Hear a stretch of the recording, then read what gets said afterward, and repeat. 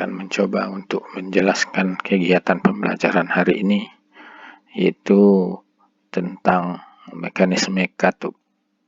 Baik, kompetensi dasar dalam pembelajaran ini adalah 1.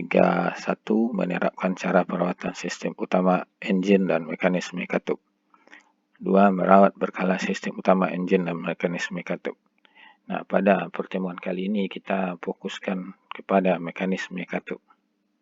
Tujuan pelajarannya adalah setelah mengikuti kegiatan pembelajaran ini, kita bisa memperoleh hasil yaitu setelah disajikan materi tentang fungsi mekanisme katup, peserta didik mampu mengemukakan fungsi mekanisme katup dengan percaya diri. 2. Setelah disajikan materi tentang jenis mekanik katup, peserta didik mampu menelaah jenis mekanis katup dengan benar. Oke. Ya, perhatikan gambar di bawah ini. Dari dua gambar tersebut terlihat perbedaan konstruksi antara motor 2 tak dan motor 4 tak. Kemukakanlah pendapat yang terdapat di antara dua gambar tersebut. Ini pertama adalah konstruksi mesin 2 tak. Di mana pada mesin 2 tak ini saluran masuk dan saluran buang serta saluran bilasnya hanya memiliki satu buah katup pada saluran masuk, yaitu katup relief valve. Kemudian saluran bilas dan saluran buangnya diatur oleh piston itu sendiri. Jadi di sini tidak membutuhkan mekanisme katup. Kemudian hanya memiliki relief valve, di mana relief valve ini tidak membutuhkan mekanisme untuk membuka dan menutupnya, karena relief valve ini akan terbuka ketika piston bergerak dari TMB ke TMA akibat hisapan dari piston. Kemudian ketika piston turun dari TMA ke TMB, terjadi tekanan di bawah piston atau di ruang crankcase ini, membuat relief valve akan tertutup dengan sendirinya. Jadi di sini tidak dibutuhkan yang namanya mekanisme katup untuk mengatur pembukaan dan penutupan relief valve. Kemudian yang kedua adalah mesin 4 tak, di mana di sini diperlukan ada katup masuk dan katup buang, di mana katup ini terletak di bagian atas kepala silinder. Nah, untuk mengatur pembukaan dan penutupan ini, maka dia gunakan mekanisme katup. Sehingga mekanisme katup inilah yang nantinya akan mengatur pembukaan dan penutupan katup masuk dan katup buang. Sehingga proses kerja mesin ini dari langkah hisap, kompresi, usaha dan buang akan terjadi dengan baik sesuai dengan siklus kerja mesinnya. Selanjutnya, pengertian mekanisme katup. Mekanisme katup berfungsi untuk membuka dan menutup hubungan saluran masuk ke ruang bakar dan ruang bakar ke saluran buang pada saat yang tepat sesuai dengan proses kerja motor. Mekanisme katup ini harus menjamin katup tertutup dengan rapat sehingga tidak jadi keputusan kompresi maupun tekanan hasil pembakaran. Katup juga harus terbuka pada saat yang tepat dengan lebar bukaan yang paling sesuai dengan karakteristik aliran campuran bahan bakar udara yang masuk maupun aliran udara sisa pembakaran ke knalpot. Dan fungsi mekanisme katup ini mempunyai pengaruh yang sangat besar terhadap performa dan karakteristik mesin. Jadi katup ini harus mampu mengatur kapan katup masuk terbuka, kapan katup masuk tertutup, kapan katup buang terbuka, kapan katup buang tertutup. Sehingga dari pembukaan dan penutupan katup masuk dan buang ini, 4 proses kerja mesin, yaitu langkah hisap, langkah kompresi, langkah usaha, dan langkah buang, benar-benar tercapai dengan baik. Kemudian konsep dasar perbandingan putaran poros engkol dengan camshaft, di mana pada mesin 4 langkah camshaft akan berputar 1 kali putaran untuk membuka dan menutup katup, sedangkan poros engkolnya akan berputar 2 kali. Jadi perbandingannya adalah 2 untuk poros engkol, 1 kali untuk poros camshaft. Jenis mekanisme katup itu terbagi dari beberapa macam. Pertama adalah katup samping atau side valve atau sering juga dengan SV, di mana pada konstruksinya katup diletakkan di samping, yang mana katup itu terpasang di bagian blok silinder tapi bagian sampingnya. sehingga katup itu menempel di bagian blok silindernya. Jadi kepala silinder itu hanya terpasangkan busi saja. Sehingga konstruksinya akan lebih sederhana.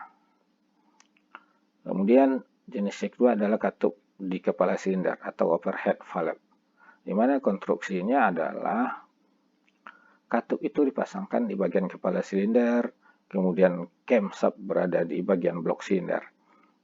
Nah, ketika camshaft ini berputar, maka dia akan dibantu oleh lifter, kemudian push rod, kemudian baru rocker arm, baru menekan katup.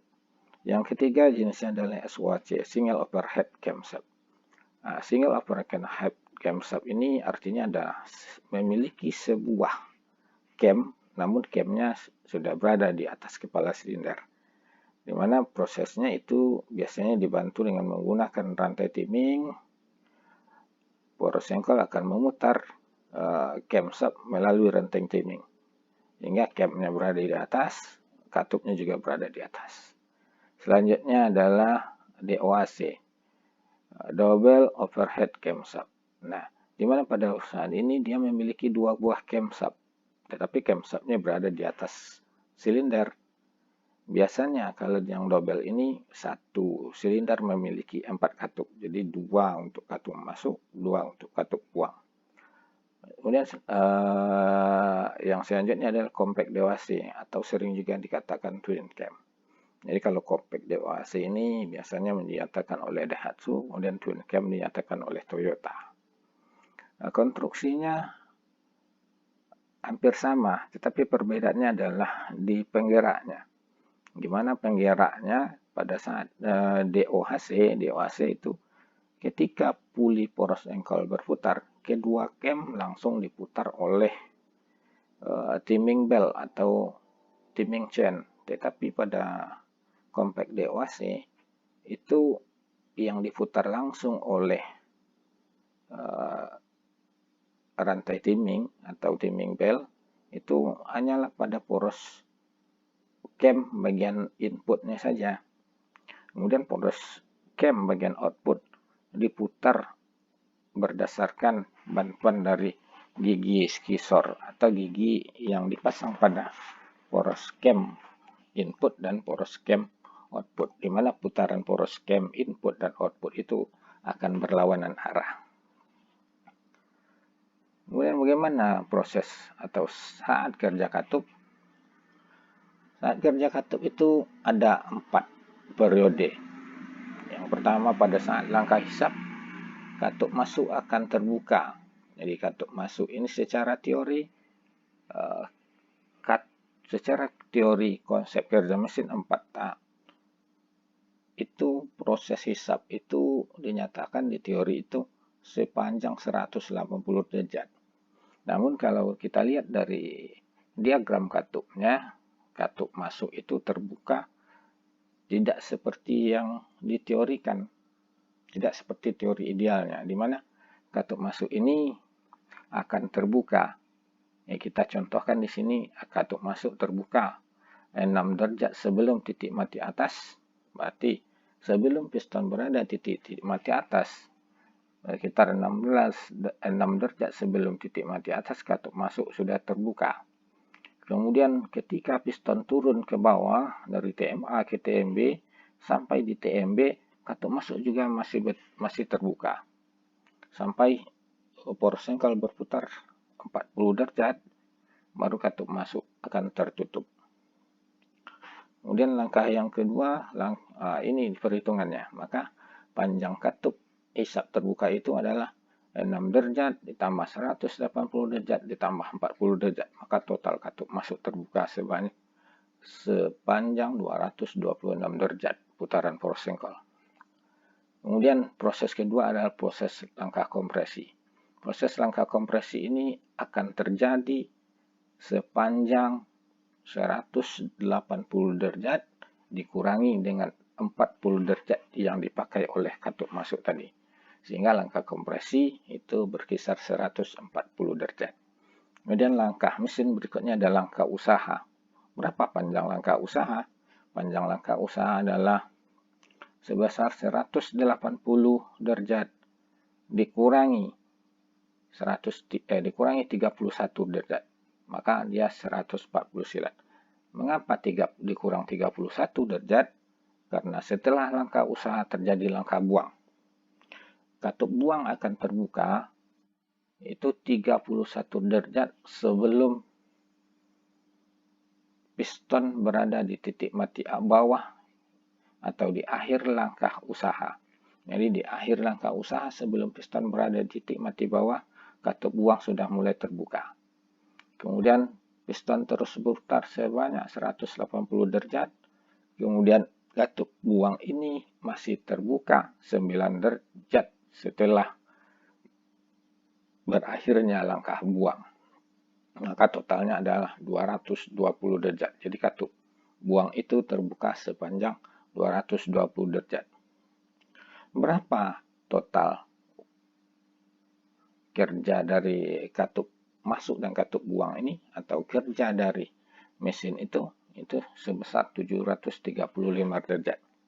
Nah, sementara satu siklus mesin itu hanya 720 derajat. Maka sisanya itu sebesar 15 derajat itu dinyatakan dengan istilah overlap. Nah, overlap ini bertujuan untuk pembilasan.